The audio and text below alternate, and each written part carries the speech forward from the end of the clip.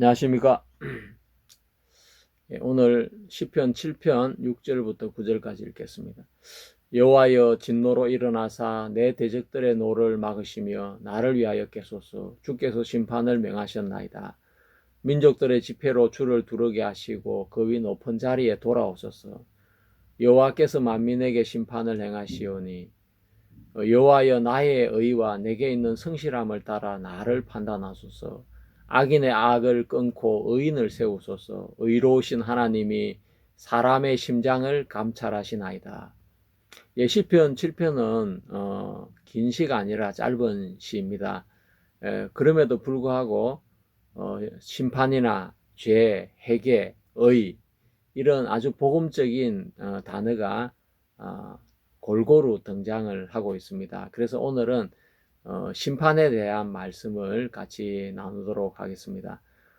히브리 원어 성경에는 심판을 뜻하는 두 단어가 주로 사용이 되는데 미시파트라는 이 단어가 있습니다. 이 단어는 판결, 정의, 법규 등을 의미하는 단어인데 약 420회 이상 등장하고 있습니다. 그리고 샤파트라는 심판하다, 다스리다 라는 이 동사는 약 200회 이상 등장합니다.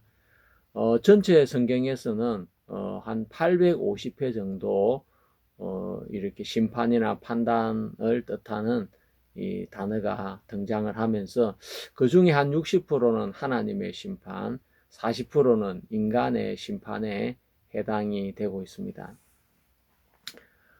자세한 내용은 제 블로그에 올려놓겠습니다.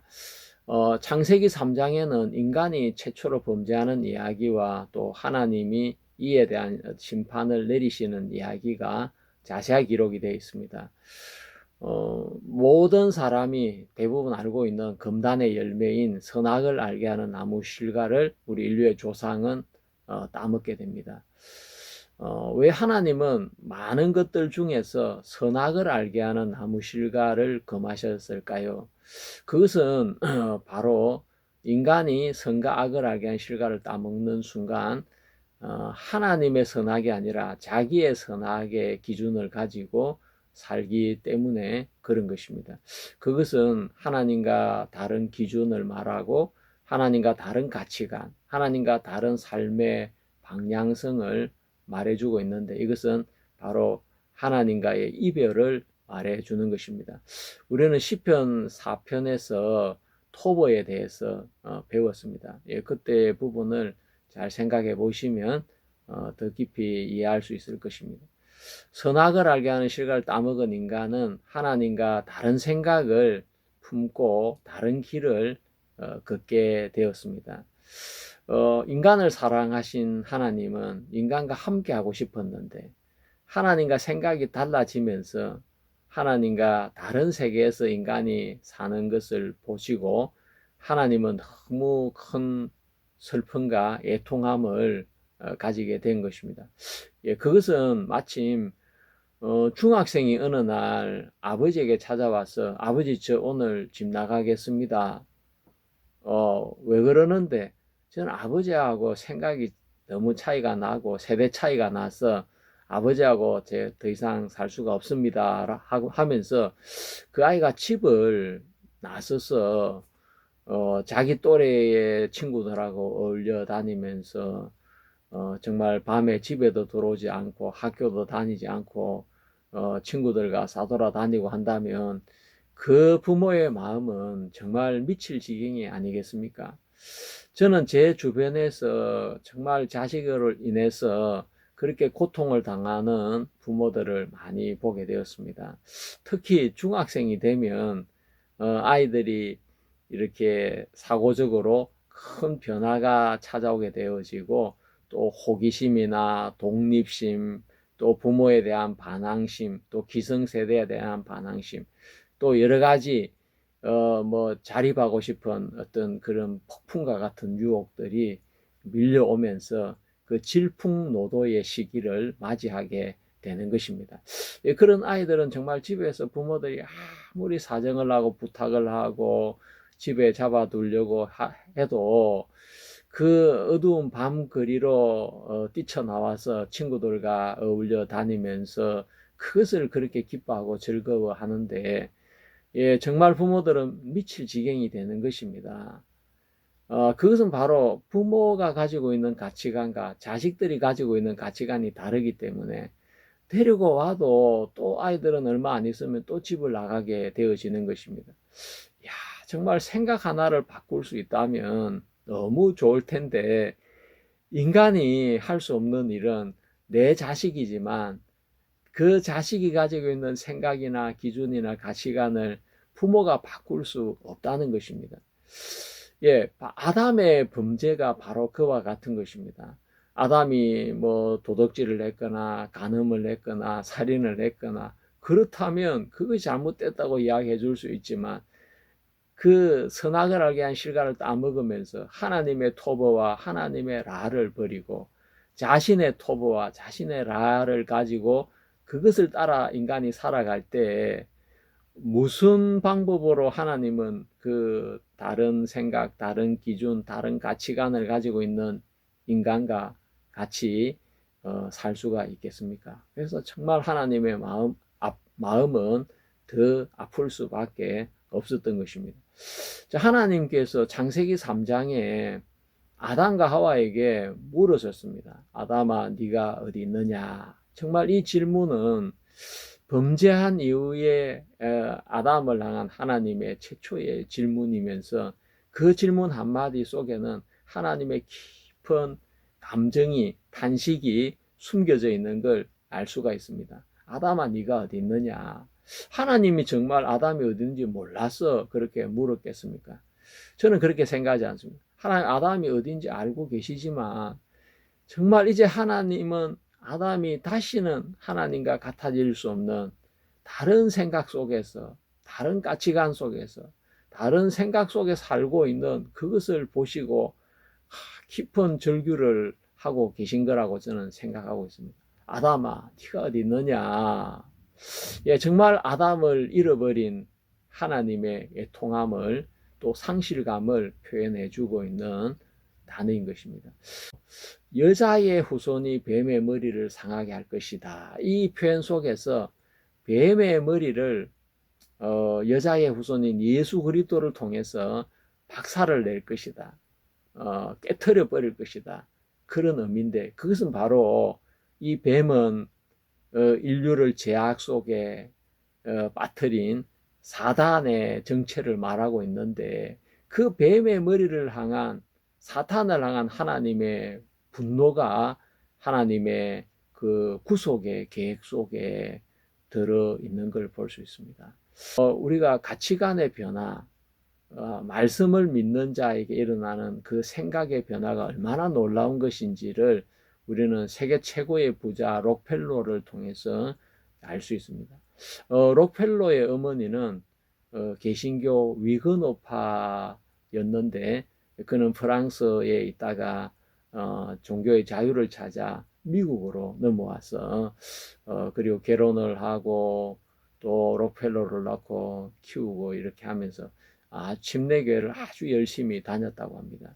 록펠러는 다른 기업인들하고 다르게 그는 평생 술을 입에 대지 않는 정말 신앙인이었습니다. 그렇지만 그의 마음은 하나님과 전혀 달랐습니다. 그가 50세가 넘어서 그는 세계 최고의 부자가 되었고, 55살 때 그는 불치병의 진단을 받고 이제 1년을 더 살 수 없다는 그런 판결을 받았습니다. 그가 어느 날 휠체어를 타고 병원을 이렇게 가다가 로비에 성경 구절이 적혀 있는 것을 그는 보게 되었습니다. 그 성경 구절은 주는 것이 받는 것보다 복되다는 사도행전 20장 35절의 말씀이었습니다. 그는 병원에 있으면서도 정말 탐욕이라는 병에 걸려 있었다고 합니다. 그 기자가 당신은 얼마나 더 벌고 싶습니까? 라고 질문했을 때, 저 조금 더 벌고 싶습니다. 라고 그렇게 이야기할 정도로 그는 정말 욕망에 쫓기면서 불안과 경쟁에 찌든 그 삶을 살고 있었는데, 주는 것이 받는 것보다 복되다는 그 말씀을 읽을 때 하나님께서 그 마음에 강한 감동을 주었습니다. 야, 내가 지금까지 얻으려고만 했는데, 돈을 벌려고만 했는데, 하나도 이제 주는 행복을 나도 이제 알고 싶다. 그 록펠러의 어머니의 부탁이기도 했습니다. 록펠러 어머니가 아들의 건강을 생각하면서, 아들아, 이제 돈 좀 그만 벌어라. 어? 그 돈 그렇게 많이 벌어 뭐 할 거냐. 이제 다른 사람을 위해서 돈 좀 써라. 예, 그러면서 나누어 주는 삶을 살기를 정말 원했는데, 그 이야기를 기점으로 듣고 흘려버렸다가 이제 죽음 앞에서 그가 본 성경 말씀의 구절을 통해 록펠러는 생각이 달라지게 되고, 아, 내가 이제 주는 삶을 살아봐야 되겠다. 마침 그때 그 병원에 병원비가 없어서 원무과에서 막 고통을 당하고 있는 한 소년의 어머니를 보게 된 것입니다. 그래서 그는 원무과에 찾아가서 그 소년의 병원비를 아무도 모르게 내어주고 그 소문을 내지 말라고 이야기를 하게 됩니다. 근데 어느 날 이 엄마가 병원비가 해결됐다는 소식을 듣고 너무 기뻐서 즐거워하는 모습을 보면서 록펠러는 그런 주는 기쁨을 처음으로 경험하게 되었다고 합니다. 야, 이게 너무 행복한 것이구나. 그러면서 록펠러는 그 사건을 계기로 하는 사업을 정리하고 이제 자선과 기부에 자신을 헌신하는 삶을 살게 된 것입니다. 근데 정말 놀랍게 그 안 좋던 몸이 기적같이 회복이 되면서 그는 98세까지 거의 100세를 채우는 그런 장수를 하면서 기부의 왕으로 나누는 삶을 살게 된 것을 볼 수 있습니다. 인간은 자기의 철학과 생각, 가치관을 가지고 살아갑니다. 근데 그 자기가 가진 철학과 가치관, 이게 하나님의 말씀과 다르기 때문에 하나님과 다른 방향의 삶을 인간은 살 수밖에 없는 것입니다.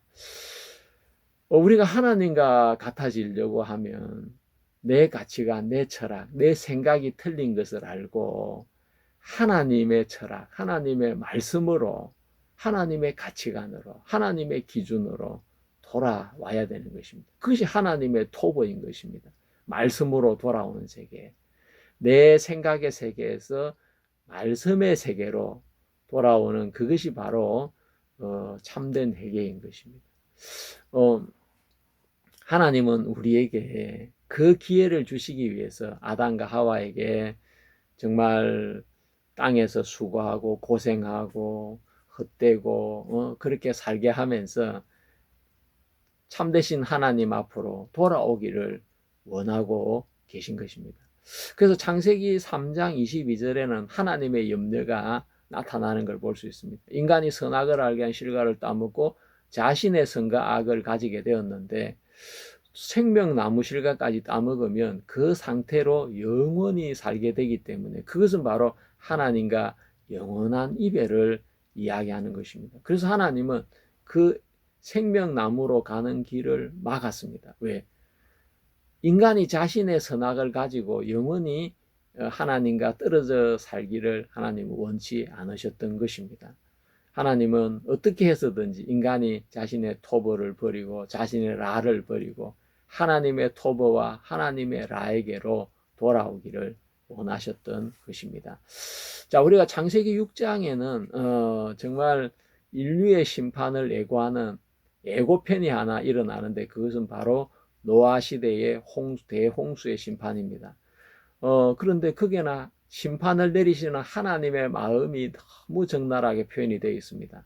창세기 6장 5절에 여호와께서 사람의 죄악이 세상에 간영한가 그 마음의 생각의 모든 계획이 항상 악할 뿐임을 보시고 땅 위에 사람 지으셨음을 한탄하사 마음에 근심하시고 자 이게 한탄하사하고 근심하시고라는 이 두 단어가 나오고 있는데 이 한탄이라는 단어는 그냥 후회가 아닌 것입니다. 후회보다 더 깊은 감정적인 고통과 아픔이 이 단어 속에 이렇게 감추어져 있는 걸 알 수가 있는 것입니다. 하나님은 한탄을 하신 거예요. 내가 저 인간이 이렇게 될 줄 몰랐다. 저렇게 죄악 속에 빠지다니. 그 죄로 인한 그 타락의 결과로 하나님께 이 세상을 심판하실 때 하나님은 한탄을 하셨던 것입니다. 그리고 근심하셨다고 하셨습니다. 이 두 단어 속에서 인간의 죄악을 보고 심판을 내릴 수밖에 없는 하나님의 깊은 그 감정적인 고통을 하나님은 표현하고 있는 것입니다. 자, 하나님의 그 심판을 내릴 수밖에 없는 그 고통. 여러분 그 마음을 이해하실 수 있겠습니까? 하나님, 어떤 사람은 하나님은 사랑이라서 심판을 안 하신다고 하는데, 예, 그렇다면 하나님이 한탄하시고 뭐 근심하실 이유가 뭐가 있으며 노아의 홍수를 통해서 세상을 심판하실 이유가 뭐가 있겠습니까? 하나님은 공의로우신 분이기 때문에 죄를 심판할 수밖에 없지만 그것이 너무 하나님은 괴로우시고 고통스러우셨던 것입니다. 그래서 노아가 방주를 짓는 기간이 120년이었다는데 그 120년이라는 시간을 통해서 인간에게 회개의 기회를 주시고 그 방주가 완성되고 나서도 문이 닫히기까지 또 7일간의 기한을 하나님은 주시면서 어떻게 해서든 인간이 하나님 앞에 돌아오기를 하나님은 그렇게 기다렸던 것을 우리는 알 수가 있습니다. 심판을 내리시는 하나님의 그 정말 안타까운 마음, 여러분 그걸 우리가 알게 된다면 다 회개해서 하나님 앞에 돌아와 하나님 내 생각이 틀렸습니다. 내가 어리석었습니다. 나는 하나님을 믿고 하나님을 따르겠습니다. 다 그렇게 고백을 할 수밖에 없습니다. 그 노아 시대 때 사람들이 방주를 짓는 모습을 보면서 야, 이 산속에 이렇게 큰 방주를 짓는 걸 보니까 진짜 하나님이 심판을 하시는 모양이다. 야, 얼마 전에 저 안에 호랑이 2마리가 들어가고 사자 2마리가 들어가고 코끼리 2마리가 들어가던데 야, 저 짐승들이 저 시커먼 방주 안에 들어갈 이유가 뭐가 있어? 야, 심판이 있는 건 너무 분명한 모양이다. 예, 사람들이 조금만 생각을 했다면 하나님의 심판이 너무 분명하다는 걸 알고 마음을 돌이킬 수 있었을 텐데, 예, 인간들은 생각의 방향이 하나님과 너무나 달랐기 때문에 방주를 짓는 모습을 보면서도 짐승들이 방주 안에 들어가는 모습을 보면서도 그들은 마음을 돌이키지 않고 그들은 먹고 마시고 장가가고 시집가고 그래서 홍수가 나는 날까지 멸망을 당하는 그 순간까지 그들은 그렇게 살다가 멸망을 당했습니다. 그래서 예수님께서도 노아의 때와 같이 인자의 마음도 그러하리라. 홍수 전에 노아가 방주에 들어가던 날까지 사람들이 먹고 마시고 장가들고 시집가고 있으면서 홍수가 나서 저희를 다 멸하기까지 깨닫지 못하였으니 인자의 마음도 이와 같으니라. 자기의 깨닫지 못하였으니 라는 이 말씀을 우리가 생각해 보면 정말 그들이 왜 깨닫지 못했겠습니까? 그들은 하나님을 떠나서 자기의 토보와 자기의 라를 가졌기 때문에 자기의 선악의 기준을 가지고 있기 때문에 하나님의 말씀이 또 일어나는 현상들이 전혀 그들의 마음에 들어오지 않았던 것을 볼 수 있습니다. 자, 예수 그리스도께서도 심판에 대해서 말씀을 하셨습니다. 그 대표적인 것이 마태복음 13장에 나오는 두 비유인데 하나는 알곡과 가라지에 대한 비유고 하나는 물고기를 잡는 어부에 대한 비유인 것입니다. 자, 우리가 사람들은 말합니다. 하나님은 사랑이라서 심판을 안 하실 거야. 근데 심판은 반드시 이루어집니다. 그것이 하나님의 공의고 심판은 언제 이루어지냐면 항상 마지막에 있는 것입니다. 자, 우리가 고등학교를 마쳤을 때 고등학교 과정을 다 이수했을 때 대학교 진학 시험을 치게 되는 것입니다. 그 만약에 대학 진학 시험에서 시험 점수가 안 나오면 대학 진학을 못하게 되는 것이죠. 자, 그러듯이 그리스도인들이 실망하지 말아야 될 이유가 있습니다. 왜냐하면 심판은 세상의 마지막에 이루어지기 때문에 그렇습니다. 근데 이 심판은 뭘 하느냐 하면 나누는 일을 하는 것입니다. 자, 대학 수능 시험을 치면 성적 순으로 점수가 나누어지는 것처럼 하나님의 심판은 의인과 악인을 나누시고 알곡과 가라지를 나누시고 좋은 고기와 나쁜 고기를 나누는 일을 하시는 것입니다. 자, 예수님의 그 시편, 마태복음 13장 비유에 보면 예수님께서 이렇게 이야기했습니다. 천국은 좋은 씨를 제밭에 뿌린 사람과 같으니 사람들이 잘 때 그 원수가 와서 곡식 가운데 가라지를 뿌리고 갔더니 싹이 나고 결실할 때에 가라지도 보이거늘 집 주인의 종들이 와서 말하되 주여 밭에 좋은 씨를 심지 아니하였나이까. 그러면 가라지가 어디서 생겨나이까. 주인이 가로되 원수가 이렇게 하였구나. 종들이 말하되 그러면 우리가 가서 이것을 뽑기를 원하시나이까. 주인이 가로되 가만두어라. 가라지를 뽑다가 곡식까지 뽑을까 염려하노라. 둘 다 추수 때까지 함께 자라게 두어라. 추수 때에 내가 추수꾼들에게 말하기를 가라지는 먼저 굳어 불사르게 단으로 묶고 곡식은 모아 내 곡간에 넣으라 하리라. 자, 이 말씀을 하시고 예수님은 제자들에게 이 비유를 풀어서 설명하셨습니다. 그러면서 밭은 세상이라고 말씀을 했고 좋은 씨는 천국의 아들이고 가라지는 악한 자의 아들이라고 했습니다. 그러니까 마지막 심판에는 바로 천국에 갈 사람과 지옥에 갈 사람이 나누어지는 것입니다. 그런데 5세기에 교회의 거룩성에 대한 논쟁이 있을 때 어거스틴과 도나투스파가 이 말씀을 두고 치열한 논쟁을 벌였는데 어거스틴은 이때 이 밭은 교회라고 해석을 했습니다.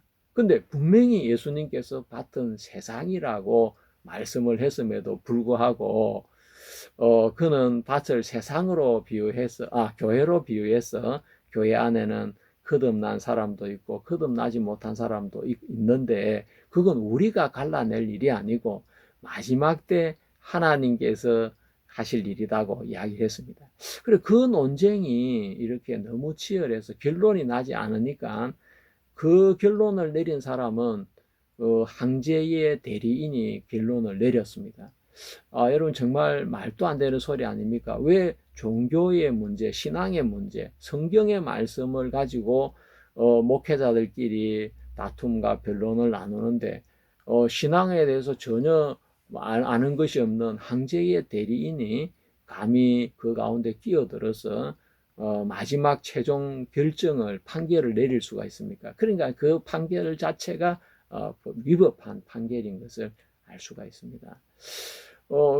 그렇지만 하여튼 로마 황제에 보낸 대리인이었기 때문에 로마 카톨릭이 이긴 것으로 되고 도나투스파는 이단이 되었는데 그들은 교회 안에는 거룩한 자들만 들어올 수 있다.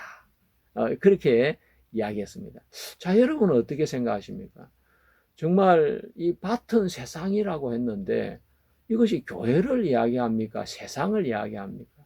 저는 이 어거스틴의 잘못된 해석이 마르틴 루터나 또 존 칼뱅이나 또 그 뒤에 일어난 많은 신학자들에게도 영향을 주었습니다. 그래서 그들도 똑같이 하나님의 교회 안에는 항상 가라지가 있다.